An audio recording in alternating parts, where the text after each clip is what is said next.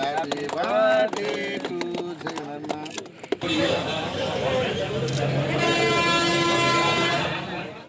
రాష్ట్రం అంతా కూడా వైఎస్ఆర్ కాంగ్రెస్ పార్టీ కాదు, జగన్మోహన్ రెడ్డి అభిమానులు, వివిధ సంఘాలు అందరూ కూడా ఇవాళ పుట్టినరోజు వేడుకలు ఉత్సవాలు జరుపుకుంటూ ఉన్నారు. జగన్మోహన్ రెడ్డి గారు మరి చిన్న వయసులోనే పార్లమెంటు సభ్యులుగా, ప్రతిపక్ష నాయకుడిగా, ముఖ్యమంత్రిగా ప్రజల దగ్గర సుమారు 3600 కిలోమీటర్లు తిరిగి వారి కష్టసుఖాలు తెలుసుకొని ముఖ్యమంత్రి బాధ్యతలు చేపట్టారు.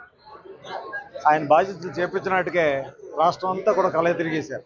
ఆయన వర్గాల ప్రజలు కలిశారు. ఆ రకంగా మేనిఫెస్టోని తయారు చేశారు. ఆ మేనిఫెస్టోని అదే భగవద్గీత, అదే బైబిలు, అదే ఖురాన్ అన్నట్టుగా భావించి ఇచ్చిన హామీలన్నీ కూడా నెరవేర్చే కార్యక్రమం చేశారు. 5 ఏళ్ళు ఆయన చేసిన పాలన మర్చిపోలేనటువంటి గొప్ప పాలనగా వాళ్ళు ముద్ర పడిపోయింది.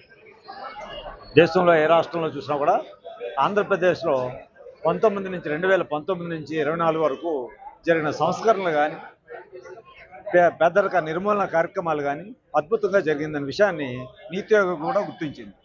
నీతి ఆయోగ్ ఒక సర్వేలో పేదరిక నిర్మూలన ఏ శాతం తగ్గింది మోడీ గారి పాలనలో కానీ, ఇక్కడ రాష్ట్రంలో చంద్రబాబు నాయుడు గారు కానీ, జగన్మోహన్ రెడ్డి గారి పాలన కానీ ఆ కాలాలు ఒకసారి విశ్లేషణ చేసింది.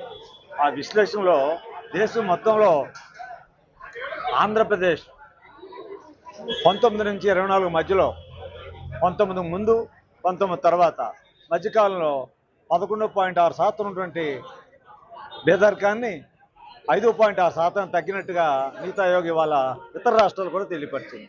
దానికి కారణం ఏంటంటే ప్రజలకి మరి ప్రత్యేకించి డైరెక్ట్గా డీబీటీ ప్రాసెస్లో వారికి ఆర్థికంగా సహాయం చేయడం, వైద్యం ఉచిత చేయడం, ఆ వైద్యం, విద్య, వ్యవసాయము సరళీకరించడం, సేవలన్నీ కూడా ప్రజల వద్దకు చేరే విధంగా చేయడం, ఇలాగ అనేక సంస్కరణలు చేయడం వల్ల ఇక్కడ పేదరికాన్ని నిర్మూలించడం జరిగింది.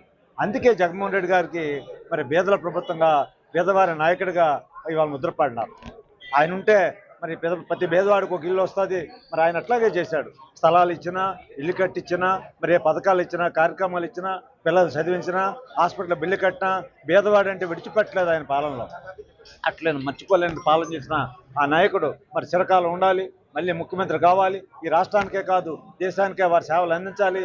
మరి పేదరిక నిర్మూలనే ప్రధాన అంశంగా చేసినటువంటి ఆయన, రాష్ట్ర అభివృద్ధి ప్రధానంగా చేసినటువంటి జగన్మోహన్ రెడ్డి గారు చిరకాలం ఉండాలని చెప్పి వాళ్ళందరూ శ్రేణులు, కార్యకర్తలు అందరూ కూడా మరి పుట్టినరోజు వేడుకలు జరుపుకోవడం ఉన్నాయి. మళ్ళీ ఆయన ముఖ్యమంత్రి కావాలి, ఈ రాష్ట్రం అభివృద్ధి చెందాలి, దేశంలో గుర్తింపు తగ్గట్టుగా ఆంధ్రప్రదేశ్ రాష్ట్రం ఉండాలంటే జగన్మోహన్ రెడ్డి గారు మళ్ళీ మరి ముఖ్యమంత్రిగా ఉండాలి. సుదీర్ఘకాలం రాజకీయాల్లో ఉండి ఈ దేశాన్ని కూడా పాలించే విధంగా ఉండాలని చెప్పి ఈ సందర్భంలో కోరుతాం.